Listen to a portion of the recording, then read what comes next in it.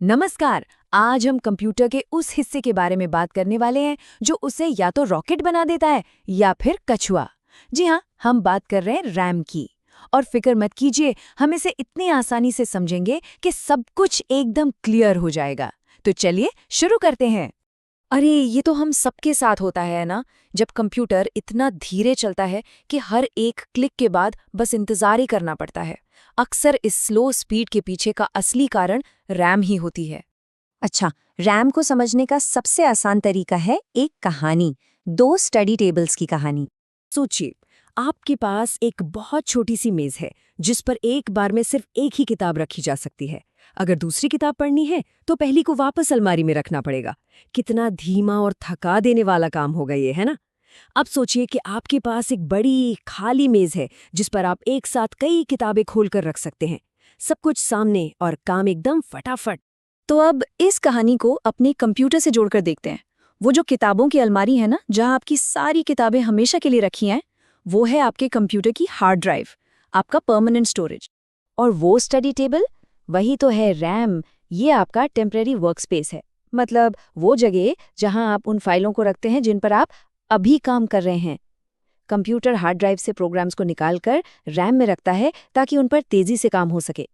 और उस मेज पर जो काम कर रहा है, जो असल में सोच रहा है, वो है सीपीयू, यानी कंप्यूटर का दिमाग। सीपीयू ही सारा काम करता है और रैम उसे काम करने के लिए खुली जगह देती है। तो ठीक है, ये मेज वाली कहानी तो समझ आ गई, पर इसका हमारे कंप्यूटर की परफॉर्मेंस से क्या लेना देना है? चलिए देखते हैं ये कितना जरूरी है। देखिए, रैम सीधे सीधे कंप्यूटर की स्पीड तय करती है। यही तय करती है कि आप एक साथ कितने ऐप्स चला सकते हैं, मतलब मल्टीटास्किंग कर सकते हैं। और हाँ, गेमिंग का मजा तो बहुत हद तक अच्छी रैम पर ही टिका होता है। जितनी बड़ी मेज उतना स्मूथ काम। और जब रैम कम पड़ जाती है, मतलब जब मेज छोटी होती है, तो क्या होता है? ऐप्स धीरे धीरे लोड होते हैं, कंप्यूटर बार बार अटक जाता है, मतलब हैंग हो जाता है, और ऐसा लगता है जैसे सिस्टम कोई जवाब ही नहीं दे रहा।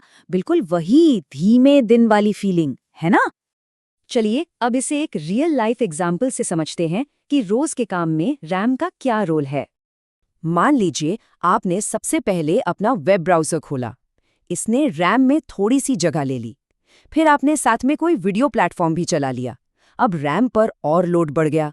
और इसके बाद काम करने के लिए एक वर्ड प्रोसेसर भी खोल लिया। अब देखिए, अगर आपके पास अच्छी खासी रैम है तो इन सब ऐप्स के बीच स्विच करना मक्खन की तरह स्मूथ होगा। सब कुछ तुरंत काम करेगा। लेकिन अगर रैम कम है तो बस हो गया काम। ब्राउज़र हैंग करेगा, टाइपिंग में लैग होगा और पूरा सिस्टम ही स्लो पड़ सकता है। रैम को लेकर ना बहुत सारी गलतफहमियां हैं। चलिए आज फटाफट कुछ बड़े बड़े मिथ्स को तोड़ते हैं। पहला और सबसे बड़ा मिथक ये है कि ज्यादा रैम का मतलब है फाइलें सेव करने के लिए ज्यादा जगह मिलना।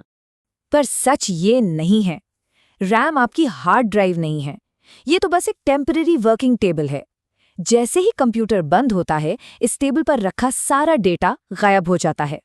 दूसरा मिथक ये है कि रैम भी सीपीयू की तरह ही कंप्यूटर को पावरफुल बनाती है। बिल्कुल नहीं। देखिए, सोचने और प्रोसेस करने का काम तो सीपीयू का ही है। रैम का काम डेटा प्रोसेस करना नहीं है। रैम तो बस सीपीयू को तेजी से काम करने के लिए एक बड़ी और साफ सुथरी जगह देती है।